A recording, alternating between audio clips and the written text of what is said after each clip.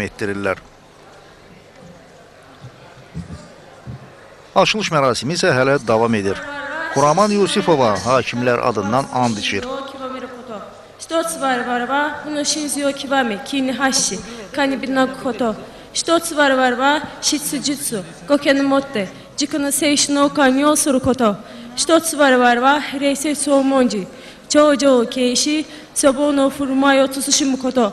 一つ我々は神仏を尊び、健常の美徳を応募するざること。一つ我々は知性と他を良好、と向上させことに臨んで歩つざること。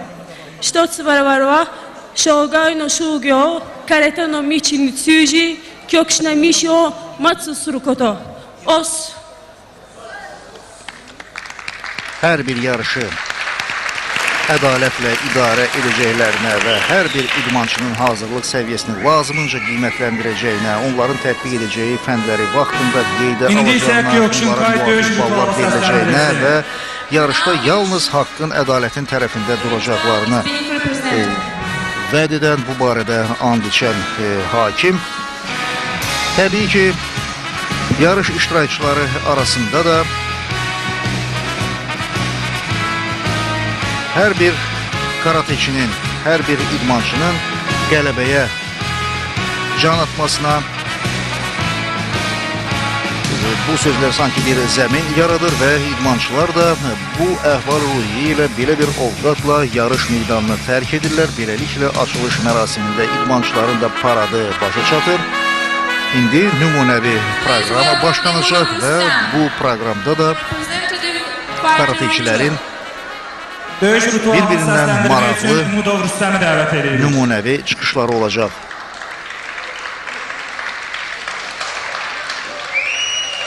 Tataminin mərkəzində iri bir təbil qoyulub və bu da yarışın qaydalarına uyğundur.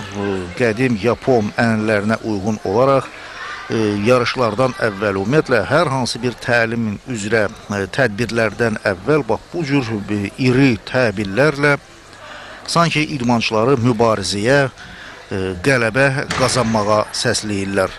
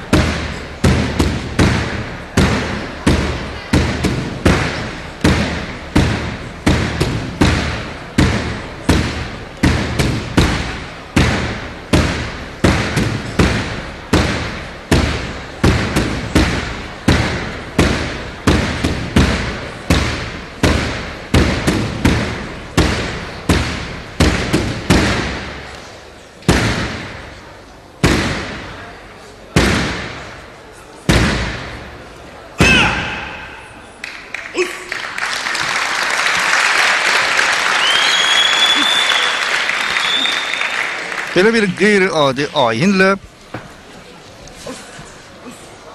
dünya çempionatının iştirakçılarını qələbəyə, mübarizəyə səsləyirlər.